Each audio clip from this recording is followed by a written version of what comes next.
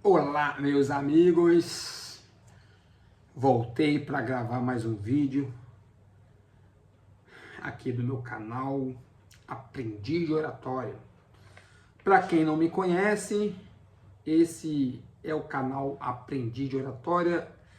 Meu nome é Anderson Oliveira e eu resolvi criar esse canal para mim gravar vídeos treinando oratória com leitura e alguns exercícios de trava-línguas e com leitura, tá bom? E eu estou fazendo o seguinte, basicamente eu estou lendo, isso mesmo. Às vezes eu estou lendo um pouco exagerado, exagerado que eu digo em situação da palavra em si, articulando bem a palavra, né? Tipo, é possível reeducar a inteligência, os métodos da educabilidade cognitiva. Às vezes eu faço esse exagero justamente para melhorar um pouquinho a minha articulação e para melhorar a minha oratória. O livro que eu estou lendo é o livro Aprender. O que diz a psicologia e a ciência cognitivas, os caminhos da aprendizagem, autoformação e as novas formas de aprender. Verônica Bedin e Martine Fournier. É isso. E sem mais delongas, aqui vamos para a minha leitura, para mim treinar, beleza? Então hoje eu estou num tópico aqui que se chama: é possível reeducar a inteligência, os métodos da educabilidade cognitiva? Será possível ensinar um aluno com dificuldades, que é o meu caso, dificuldade de ler, ou que sofre de um déficit intelectual,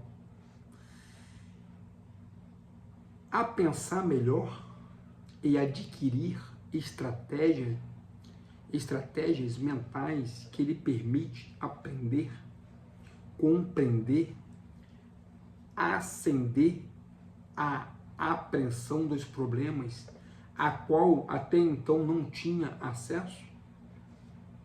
Sim, responde Heuver Feuerstein, um pedagogo israelita que desenvolveu um método, o Programa de Enriquecimento Instrumental, PEI, destinado inicialmente a ajudar alunos com dificuldades.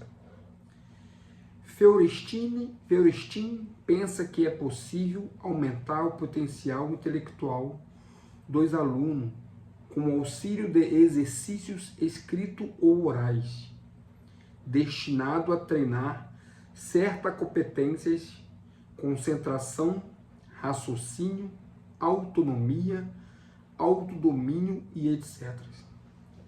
Bem, segundo ele aqui, então eu tenho salvação ainda, né? Ainda há salvação para me aprender. Ao longo do exercício, é por impulso de mandar um mediador que a encoraja. A criança deve adquirir, assim, capacidades mentais que lhe permitirão realizar tarefas cada vez mais difíceis e abstratas, depois de ter assimilado e treinado o seu espírito em certos exercícios intelectuais. A criança poderá transferi-lo para outras tarefas. O PEI de Feuerstein faz parte de uma panóplia, acho que é isso, panóplia de método designado por educabilidade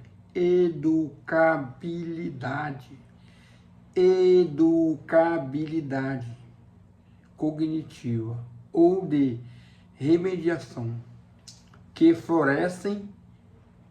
que floresceram nos anos 1980, com a vaga cognitiva na educação, e que coloca essas estratégias mentais no centro do sucesso. Houve uma primeira vaga no seio da qual podemos citar os métodos logo de Samuel Papert, as oficinas de raciocínio lógico, ORL, de inspiração piagetiana, e a gestão mental, de Antoine de la Garandere. O PEI de Feuerstein faz parte dessa primeira vaga. A partir do início do século XIX, acredito que seja isso, 19, surgiu uma segunda vaga do método, como Thoughts of the Minds, Thoughts of the Minds, V quadrado, ou o modelo Reflection de Pierre-Paul Gagné. Embora tenha suscitado o entusiasmo dos pedagogos, os métodos de educabilidade cognitiva começaram por ser vistos com reserva pelos investigadores em psicologia. Nos anos 1990, o PEI do professor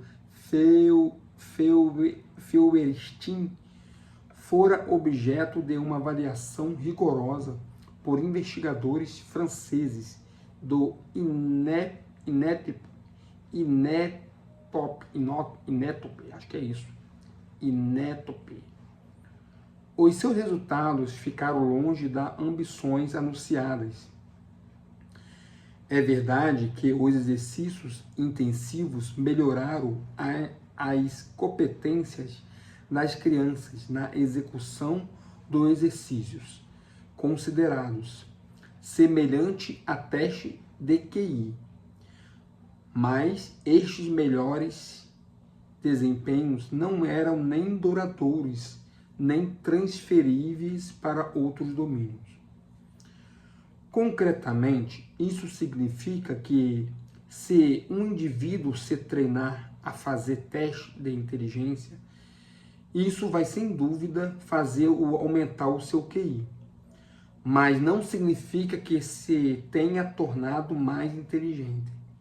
Apenas melhorou o desempenho na realização do teste.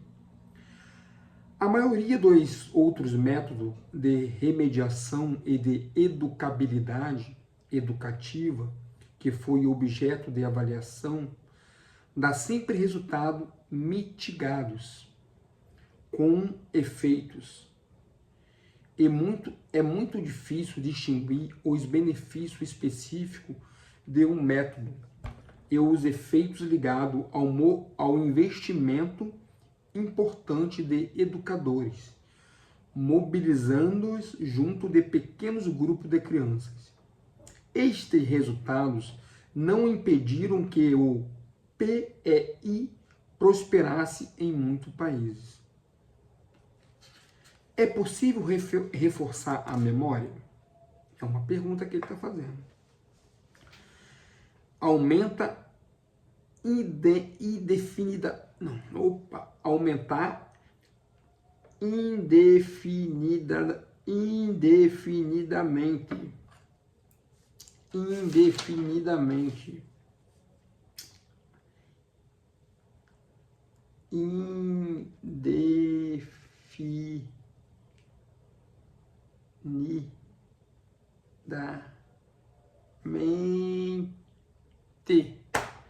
indefinidamente as possibilidades da memória é um sonho muito antigo.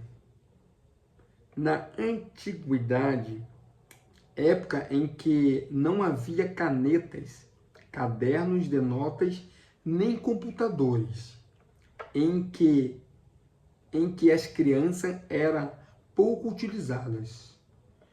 Desenvolveram-se as primeiras artes da memória. Assim, alguns autores gregos ou romanos, como Cícero ou Quintiliano, elaboraram técnicas de memorização que foram retomadas e aperfeiçoadas na Idade Média por inúmeros autores, baseada sobretudo no método de lugares, loci. O processo consistia em imaginar uma arquitetura ou um monumento ou uma cidade composta de múltiplos lugares, alamedas, salas, corredores, galerias, entradas. Uma vez esses lugares visualizados, colocava-se em cada local uma informação particular. O versículo de um salmo, por exemplo, ou excerto de uma obra clássica. O processo de rememorização consistia, então, em passear visualmente por esses lugares, onde se podia, assim, encontrar os elementos ali dispostos. Eu já tinha visto alguma coisa parecida, mas, se eu não me engano, o nome era Castelo da Memória. Inclusive, tem um livro do Sherlock Holmes que ele usa muito esse, né? O Castelo da Memória. O Sherlock Holmes, ele é perito nessas coisas, né? E funciona mesmo. Inclusive, vi um vídeo recentemente que um campeão de memorização brasileiro, ele usa essa técnica e ele explica. Eu não lembro exatamente o nome dele, mas uma hora eu vou pesquisar e vou comentar nos vídeos. O processo de rememorização consiste, então, em passear visualmente por esses lugares, onde se podia, assim, encontrar os elementos ali depostos. O monge Johannes Rosenbich sugeria que se tomasse uma abadia imaginária como suporte da memória. Raimundo Lúlio depois os seus conhecimentos numa árvore do saber, Arbus Societatis, onde cada ramo e cada raiz podia suportar a sua parte de conhecimento. O italiano Giulio Camilo inventou o teatro da memória. Aí, ó, viu o palácio, o teatro da memória, em que seus camarotes estavam organizados em 7 filas, cada uma situada atrás de um pilar, os 7 pilares da sabedoria.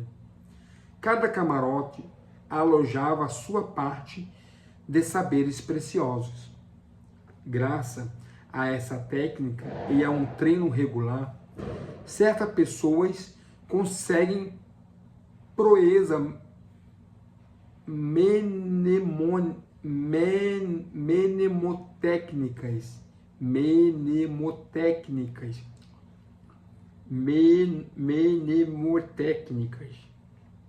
Pierre de Ravenna, que viveu no século XIX, acho que é 19, não lembro, eu sou péssimo, mas acho que é 19 sim, criou mentalmente milhares de lugares de memórias. Era capaz de recitar de cor os evangelhos, tratados de direito canônicos e pelo menos 200 discursos de Cícero. As técnicas visuais da memória tinham, na época, uma importância essencial no ensino. Fazia parte integrante da retórica antiga. Com o desenvolvimento da psicologia científica, os psicólogos procuraram elaborar técnicas de memorização eficazes. Em finais do século, não lembro se século o que é, mas depois vou ter que estudar isso aqui. O alemão Hermann Ebbinghaus descobriu os benefícios da aprendizagem distribuída sobre a aprendizagem condensada. Por outras palavras, para aprender uma lição, é preferível dividir a aprendizagem em várias sequências, separadas por período de tempo, a concentrar tudo numa sessão. Assim, 3 sessões de 20 minutos vale mais que 1 hora de aprendizagem contínua, ainda que a duração seja a mesma. Em 1908, o americano Robert Rex estabeleceu um princípio geral chamado Lei de Rex-Dawson, que mostra que o desempenho numa tarefa aumenta em função da motivação do sujeito. Quanto mais motivado estiver, maior será o seu sucesso. Em contrapartida, se a motivação for demasiada forte e ultrapassar um certo limite, o desempenho diminui.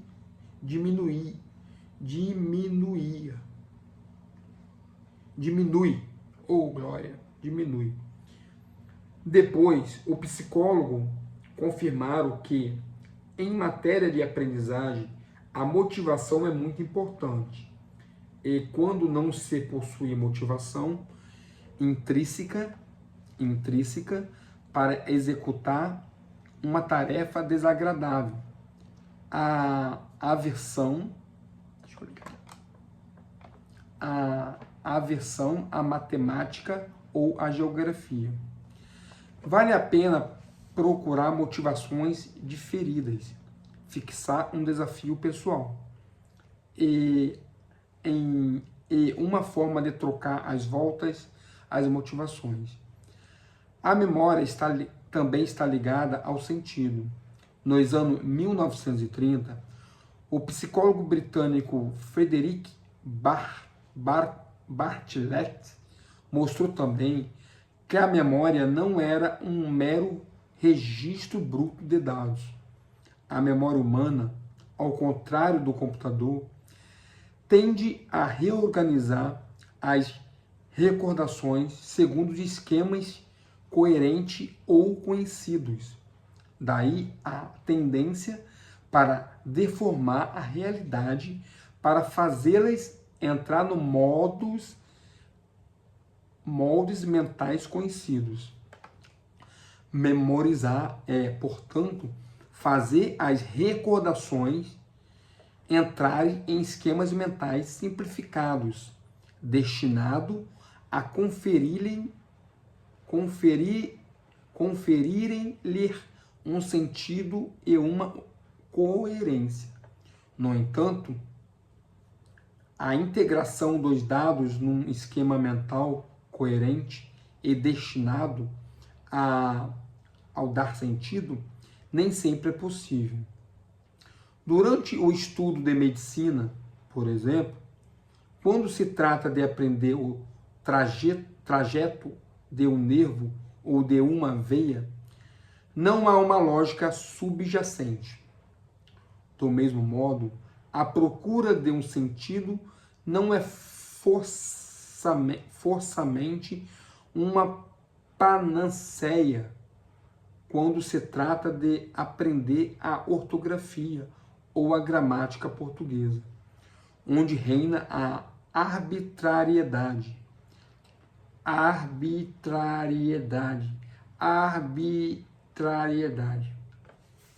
Aprender é também saber esquecer.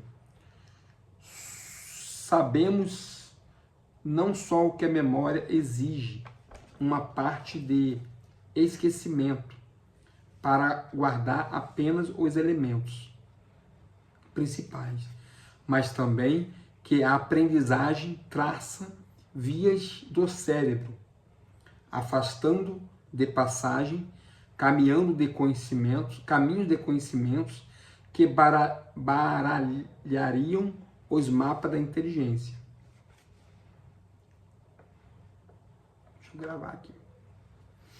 Se fosse demasiado numerosos. Para traçar esse circuito no cérebro da aprendizagem, da condução automóvel a uma língua estrangeira, é também preciso adquirir automatismos e, portanto, limitar o número de soluções possíveis para um problema. Aprender é também paradoxalmente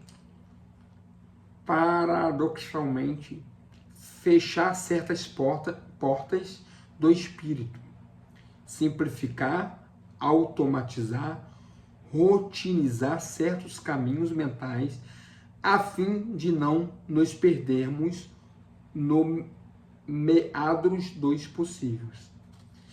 É isso daí. Essa foi mais uma leitura de hoje. Eu vou ficando por aqui, porque já vai batendo 20 minutos, e segundo o próprio livro, é melhor 20 minutos, né? Para manter o foco. É isso daí. Amanhã voltarei a ler mais uma parte.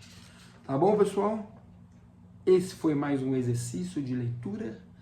E se você quiser acompanhar a minha jornada, para ver a minha evolução, se inscreve no canal, deixa aquele comentário. Valeu? E até o próximo vídeo. Valeu, valeu, valeu.